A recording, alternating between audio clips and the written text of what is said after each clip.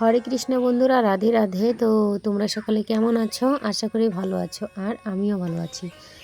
তো দেখো, আমরা প্রতিদিন কিছু না কিছু ভালো মন্দ খাবার খাই, কিন্তু ভগবানের জন্য কিছুই করি না। সেটা আমার ব্যর্থতা আর আমার দুর্ভাগ্যও বলতে পারো।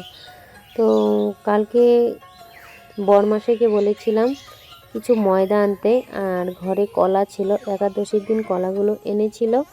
অনেকগুলো কলা এনেছিল, তাই শেষ হয়নি। আর সেই কলাগুলো এখন বেশি মজে যাচ্ছে। পুজোও দিয়েছি, নিজেরাও খেয়েছি, প্রসাদ পেয়েছি, তবুও শেষ হয়নি। তার জন্য বরমাসিকে বলেছি কিছু ময়দা এনো, ভগবানের জন্য কয়েকটা বড়া করব। তো ময়দা এনেছে, আর আজকে বড়াগুলো বানাচ্ছি। তো বড়াগুলো কি করে বানাচ্ছি তোমরা দেখো। প্রথমে আটাগুলো পরিষ্কার করে নিলাম চালুনি দিয়ে। তারপর এগুলোতে এক এক করে কলাগুলো ছুলে ছুলে দিয়ে দিচ্ছি।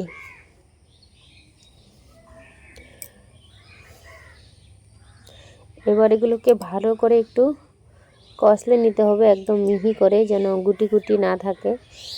তো এগুলো কলাতে যদি বেশি পুরোট হয়ে যায় তাহলে গুটি গুটি থাকে, কিন্তু এই কলাগুলো খুবই ভালো ছিল, খুবই মিষ্টিও ছিল। আর একদম মানে আজকাল বুঝো না, কলাতে অনেক রকম কিছু দেওয়া হয়, শুধু কলা নয়, যে কোনো জিনিসেই দেওয়া হয়, সব ফলেই দেওয়া হয়, কার্পেট দিয়ে পাকানো হয়।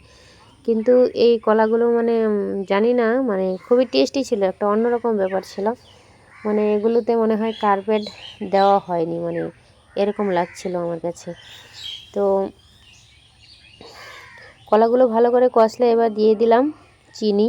তো চিনিটা একটু বেশি পরিমাণে দিতে হবে, যেহেতু এটা পিঠেতে যত মিঠে হবে ততই ভালো, তাই না? ততই টেস্ট হয়, আমার কাছে টেস্ট হয় পিঠেতে। আমি যদিও মানে মিষ্টি পছন্দ করি না, মিষ্টি জিনিস পছন্দ করি না, কিন্তু পিঠেতে যদি একটু কড়া মিষ্টি না হয় তাহলে আবার আমি ভালোবাসি না। পিঠের মিষ্টিটা একটু কড়াকড়ি হতে হয়। তো এটা একটা বাটার তৈরি করে নিলাম কলা, চিনি আর ময়দা দিয়ে। এবার কড়াইটা বসিয়ে দেব। এই যে দেখতে পাচ্ছ যে এখানে একটা গ্যাস রাখা আছে, এটা আমি এখানেই রাখি।